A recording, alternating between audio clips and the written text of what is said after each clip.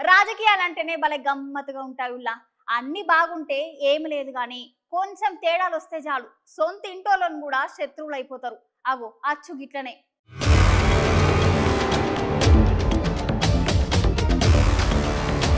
ఆగో ఒకసారి అన్నం చూసిర్రా? గన్నేవాళ్ళ మంత్రి అంబాటి రాంబాబు ఉన్నాడు కదా, గా సార్ వాళ్ళ అల్లుడు ఒకసారి అంబాటి రాంబాబు సార్ గురించి ఏదో మాట్లాడుతున్నాడు, వినుర్రి. నమస్తే అండి, నా పేరు డాక్టర్ గౌతమ్.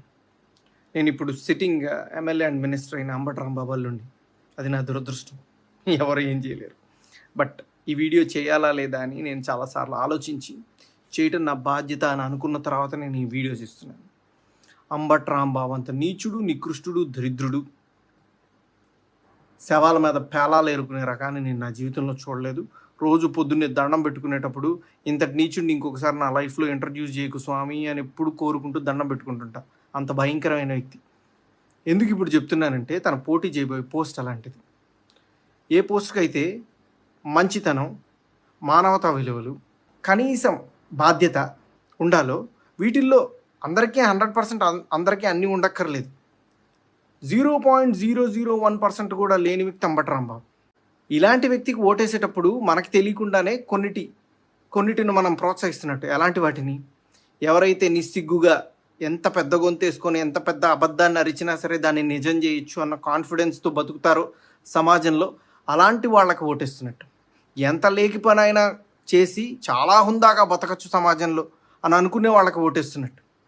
ఏదైనా చేసి సిగ్గు లేకుండా సిగ్గులేని తనాన్ని ప్రోత్సహించవచ్చు అని అనుకునే వాళ్ళకి మనం ఓటేస్తున్నట్టు.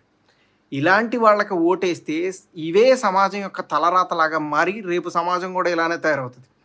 దీన్ని ప్రజలు గమనించి సరైన ఓటుతో, సరైన బాధ్యతతో ఓటేసి సరిగ్గా నాయకుడిని ఎంచుకుంటారని ఆశిస్తూ.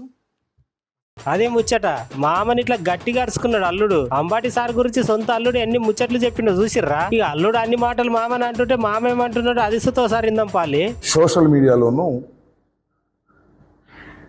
మా అల్లుడు, నా రెండవ అల్లుడు గుండబోలు గౌతమ్, డాక్టర్ గుండబోలు గౌతమ్ నా మీద చేసినటువంటి వ్యాఖ్యలు వైరల్ అయ్యాయి. కొన్ని టీవీలు ప్రసారం కూడా చేశాయి. వాస్తవంగా అవి చూసిన తర్వాత నేను మాట్లాడాలని అనుకోలేదు. నన్ను చాలా టీవీ ఛానల్స్ ఫోన్ చేసి మీ మీద ఇలా సోషల్ మీడియాలోనూ కొన్ని టీవీల్లోనూ మీ అల్లుడుగా చెప్పబడుతున్న ఒక వ్యక్తి మీ మీద కొన్ని వ్యాఖ్యలు చేశారు, మీరేమన్నా కామెంట్ చేస్తారా, ఆయన మీ అల్లుడేనా అని అడిగారు. ఎస్, మా అల్లుడేను అని చెప్పాను. నేనేమి కామెంట్ చేయదలుచుకోలేదు, ఇది నా ఫ్యామిలీ ఇష్యూ అని నేను సున్నితంగా తప్పుకునే ప్రయత్నం చేశాను. నా అల్లుడు మాత్రమే మాట్లాడితే నేను అసలు మాట్లాడను. నా అల్లుడి మాటల వెనుక పవన్ కళ్యాణ్ ఉన్నాడు, పవన్ కళ్యాణే మాట్లాడించాడు, చంద్రబాబు సపోర్ట్ చేస్తున్నాడు, ఏబిఎన్, TV5 దీన్ని పదే పదే వేస్తున్నారు. ఇది దుర్మార్గం కాదా అని అడుగుతా ఉన్నా.